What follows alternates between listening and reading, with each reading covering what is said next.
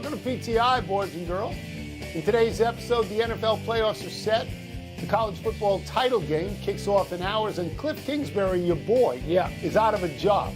But we begin today with the final playoff spot in the NFC, going to Seattle, who beat the Rams on an overtime field goal.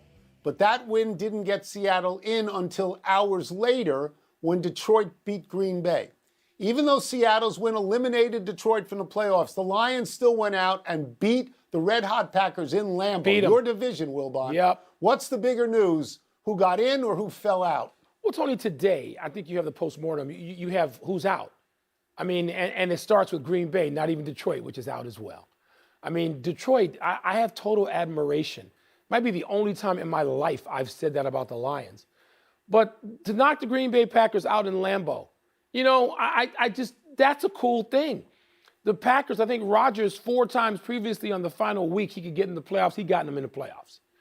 That didn't happen. And I'm in a pool, I participate in these things. I certainly picked Green Bay. I thought Green Bay would win, even though I have been fascinated with Detroit all season, Tony. But I wish that game had come down to, sorry, I don't normally root against Seattle. I was rooting against Seattle not to win in overtime, so that game would be winner take all, Detroit, Green Bay. It wasn't. But for the Lions to come out there and play with the pride they did, good for them. And good for their staff and their players and whatever they have going forward. Good for Jared Goff, who's been statistically maybe the best quarterback in the league the last 6 or 8 weeks. Good for them. And, you know, it's a chuckle for some of us. Aaron Rodgers says he owns the team that I care about for my life. So you know what? He doesn't own the Lions today. He's at the crib. Yeah, he doesn't own the Lions, and he doesn't own the division. And the bigger story by 100 miles is Green Bay is out and Aaron Rodgers is out. Mike, if you took the top 10 quarterbacks in the NFL, and to compile that list, you would list 14 or 15 names, because people would disagree on the fringes with some of them. That's right. The only one definitely in the top 10 in the NFL who is not in the playoffs is Aaron Rodgers. He's in a situation at home. The Packers are at home. They're playing outdoors against an indoor team. They're playing against a team who are emotionally crushed because an hour before they found out. They watched can't make can't make the playoffs. Right. And with all that, the Detroit Lions beat the Green Bay Packers, leaving us in this position right now, Mike. Not certain if Aaron Rodgers will ever play a game in Green Bay again. Not certain if Aaron Rodgers will play a game anywhere again. And the way that Aaron Rodgers loves drama, I think he'll milk every moment for this. My position is he will play next year, but not in Green Bay. He's going to look at Tom Brady, to whom he compares himself all the time. He's going to look at Tom Brady and say he went to Tampa, he won a Super Bowl, let me try it. And I think Rodgers could end up, for example, San Francisco would be one. I would say the Raiders would be one. I think the Patriots would be one. And I will tell you that I will agree with you 100%. My total admiration goes to the Detroit Lions and Dan Campbell, who closed the season 6-1, who were in every game and whose plus-minus differential is substantially higher than Minnesota, which won the division. Tony. So good for Detroit. Tony, one last thing here. Don't underestimate, when you talk about Detroit and incentive and they didn't have it because they weren't going to make the playoffs, don't underestimate the hatred of the Green Bay Packers at this point in the history of that division, of the Vikings, I get that. Bears, and Lions. They hate the Packers, and that's out of respect, because the Packers have owned it now for, you know, between Favre and Rodgers, with a slight interruption for the Bears a few years. They've owned it. But those teams hate them, and they want to beat them in Lambeau. 21 degrees at kickoff last night. Of course I hate them. But I hate the Cardinals. There's a respect, too. There's an admiration for them, Tony. They win, except not now. Let's move to the AFC. The Bills punctuated that pregame tribute to Damar Hamlin by returning the opening kickoff dramatically for a touchdown. The first of 2 such returns by Nyheim Hines. The subsequent loss by the Patriots opened the door for the Dolphins to squeak into the playoffs ahead of them, New England, and the Steelers. Tone, did the best team of that bunch actually make it into the playoffs? Okay, so the team that made it into the playoffs is the Miami Dolphins. You're asking me, are they the best of that bunch? And my answer is, if Tua is healthy, they are the best of that bunch. But we don't know that Tua can play at all. And I'm going to say this quite honestly, I believe he may be in the wrong profession. because not only does he get hurt often, he gets hurt bad. He's not getting a broken finger or a broken toe. These are significant injuries that this guy has. Miami played the Jets last night in an unspeakable, unwatchable, dreadful. awful mess. Dreadful. It ended 11-6. There were no touchdowns. I want to get this number correct. The Jets have not scored a touchdown since December 18th. So please stop telling me how good the Jets are, and please stop telling me, oh, Robert Saleh has receipts he's going to... Shut up. The Jets are not a good team, and Miami cannot, as constructed now, win a single playoff game. If you ask me who's better, right now Pittsburgh is better. Pittsburgh. And Mike, Pittsburgh suffered a terrible loss. Pittsburgh lost his quarterback for 18 seasons and 2 Super Bowls, and really early in the season put in a rookie. You can't win that way, which is why Mike Tomlin, who closed, I think, 6-1 or 6-2, Mike Tomlin, Dan Campbell, Brian Daboll, and Doug Peterson, any one of them could be coaching Shanahan for what they did lost a lot, late. by the way. Shanahan lost his top 2 quarterbacks, although we knew that team had the makings of being really good elsewhere. Great defense. I'm going to agree with Tony. That's why I say even with Tua, and I agree with you, there's no, disagreement about what Miami is with Tua and without Tua. They're a completely different team. But I'm going to go with Pittsburgh. I think Pittsburgh was the team. If you say, okay, you can name a team to get that spot, who would it be? It'd be the Steelers, based on the way they have played these last few weeks, based on the evolution of their quarterback and their team, and that coach's history. We know he brings a team along gradually, but certainly. And so, Tony, as much as I'm happy the Packers aren't in, no Packers, no Steelers, maybe the playoffs don't have the sizzle for me they might have for you.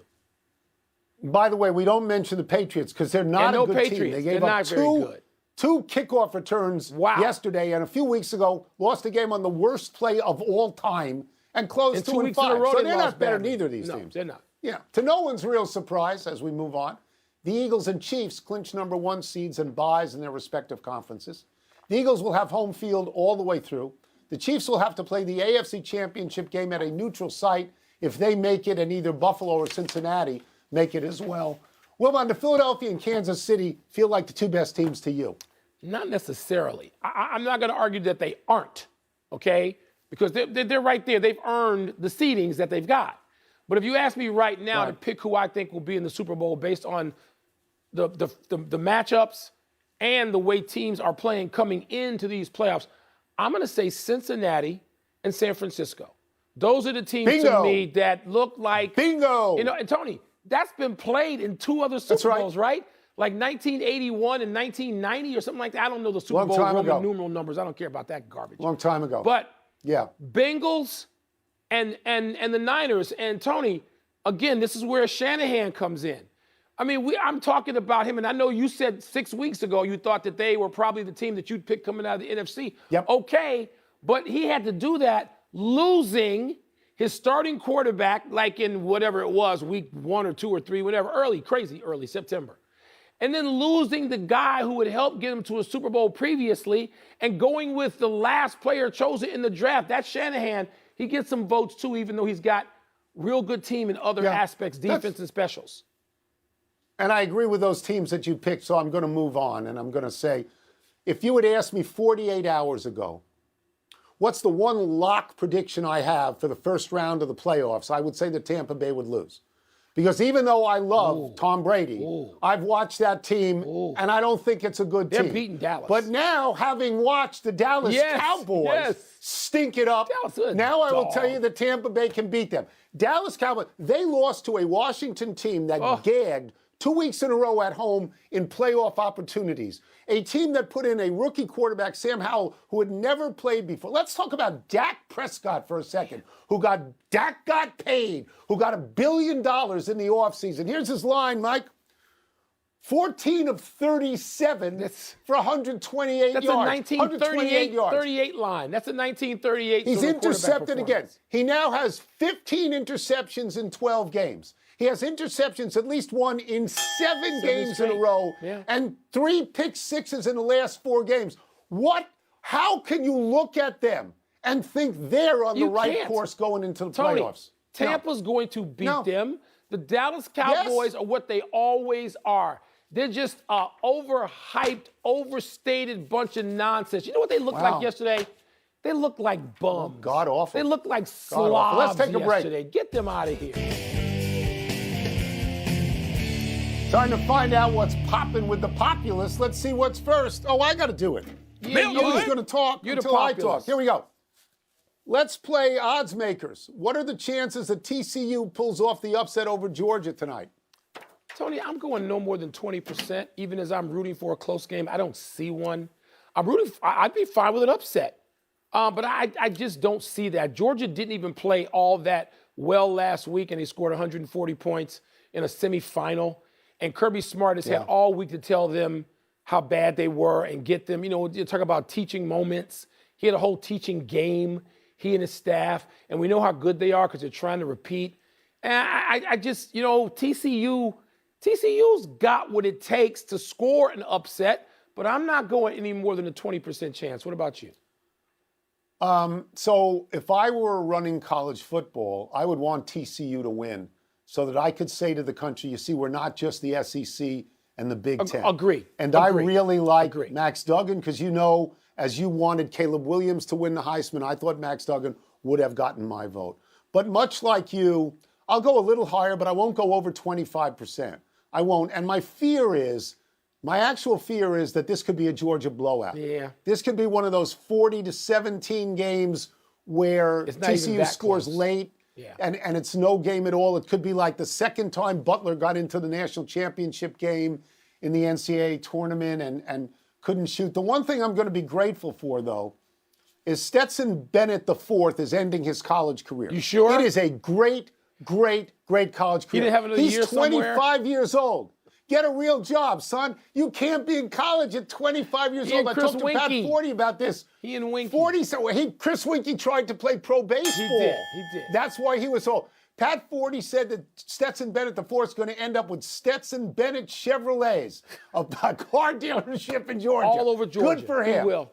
Good for him. Tony, it's going to be 21-3, and I'm going to turn to the Celtics and Bulls. That's what's going to happen. Okay. How bad is it? Oh, Wilbon's going to love this. How bad is it that the Texans blew yesterday's game by winning it? This is so great. Let me tell you something. You know who blew it? The Houston management team. The people who let Lovie Smith coach yesterday. Because if you wanted to tank it, executives tank, not coaches and players. Half the players ain't going to be there to enjoy the new picks. And the coach wasn't going to be there, and you knew this. I had people calling, including my brother, and I love Lovie. And he's saying to me, why is Lovie going for it? Doesn't he know he gets the pick? He doesn't get jack. He gets an unemployment check. You know Lovie's gone. You knew it yesterday. So it's just stupid to think that Lovie Smith should give a damn about that draft pick. Yeah. They should have fired him in advance. They didn't. Good for him. This is what Lovie did for his old team, his old city, his old franchise. Lovie, thank you. We love you. So I'm watching that game on the red zone. When they score on the touchdown, it's an impossible touchdown. It's impossible. It just can't happen, right, to the guy. And then they go for two. Of course they go for two. Lovie wants to win. He knows he's out. He wants to win. The important thing for people to understand is this is great for you personally because it gives your Bears the #1 overall draft pick in the draft coming up. And this is thrilling for me personally for this reason. Why? Because I know how much you loathe the NFL draft. I hate it. And I know how you hate that show. I hate it. And I know how you cringe every time they go, you're on the clock. I hate it. And in the next 2 months, you are going to be calling Mel Kiper at home 5 times a week. And in March, you're going to release the Wilbon mock draft. That's right. Because you're all in now. Yeah. Because you're going to pull a reverse Mitch Trubisky. You're going to trade this down for 3 players. We're going to trade down. We need everything. Players. We need a left tackle. We need an edge rusher. And we need a receiver. I want to get 2 of those things in the first round, plus maybe somebody might deal us a first and a high second. I'll take that. You're into the draft. Tony, you hate the draft. There are few things in sports I hate more than the NFL draft. I hate the NFL draft more than you hate a 0-0 tie on the pitch. I hate the draft. And now you're all in. You're this deep with the Bears having the first pick, baby. Got that It was right. so great. Yeah. So great. Enough email. Happy time, people. Happy 43rd birthday, Sergio Garcia. Sergio burst onto the golf scene as a charismatic kid, the third in a line of great Spanish golfers following Seve Ballesteros and Jose Maria Olazabal. Now, of course, there's also Jon Rahm. Sergio became a candidate for best golfer to never win a major until he won the Masters in 2017. Sergio was one of the top international golfers to join the Saudi Tour. The Masters has said it will invite players regardless of their tours. There is a question, though, if the Ryder Cup will be as inclusive. The European golfers have always seemed to care more about Ryder Cup than the Americans. So much so that U.S. Open champion Matt Fitzpatrick, Northwestern Zone, wants Sergio on the squad so badly he said he'd room with him. There's my man, Matty Fitz. Tony, you know that tree that Sergio hit right beside at Medina, that famous one where he hops up and he runs down the fairway? Yep. That tree's gone now. I'm 99% certain because I've played there. The tree is gone. I'm Really? almost certain. Yeah, I right afterward, I went out and tried to reproduce that shot. Didn't go as well for me as it went for Sergio. Really? Yeah. How shocking that would be. You know. Happy anniversary, John Madden. This is sadly posthumous, but on this day 46 years ago, the man who would become a sports pop culture icon coached the Oakland Raiders to their first Super Bowl win. Long before he was on TV, long before there were video games named for him, Madden was a coach. Al Davis saw something in Madden that prompted him to hire Madden as head coach when he was just 32 years old. Madden coached 10 full years. In that time, won 103 regular season games. Never had a losing season. Madden's overall winning percentage, including playoff games, is the highest ever among coaches who coached at least 100 games. And Madden did this, coaching around folks like Tom Landry, Don Shula, Chuck Noll, and Bud Grant. Look at the list you just named in addition to Madden. So when I call you every Monday, as I do, and say, Tony, head coaching in the NFL, what are we talking about? You got those? And you don't even have Bill Walsh and Joe Gibbs and Bill Parcells in there, huh? What? That's right. No head coaching now? Sorry. Happy trails, Cliff Kingsbury. Wilbon, so happy about this. The Arizona Cardinals have fired the coach they signed to a 5-year extension just 10 months ago. Kingsbury's teams finished 0-7, repeating a pattern of fading down the stretch that characterizes almost all his teams. Kingsbury was 28-37-1 in 4 seasons in Arizona. And a happy trails as well from Arizona for J.J. Watt. The 33-year-old Watt will retire and surely be a first-ballot Hall of Famer. Watt was Defensive Player of the Year 3 times and first-team All-Pro 5 times. In his first 4 seasons, before injuries got to him, Watt had 69 sacks. Only Reggie White, with 70, ever had more in a similar period. When is the last time that franchise had a bit of good news? After Larry Fitzgerald said, it's been a great ride, thank you, but no thank you. What has happened but people leaving or being fired? I mean, they haven't had anything. And Kingsbury, that's a great house, great looking house he's got. I wonder if that's in Silverleaf. Somebody's going to get that in the Valley. Why don't you buy it? No, so my sense of J.J. Watt is that he was a great, great player. And then he was so charitable, too, if you remember after the hurricane when he was in Houston. Yeah. He raised so much money. Any community is going to hate to lose him. You don't want to lose J.J. Watt. Right.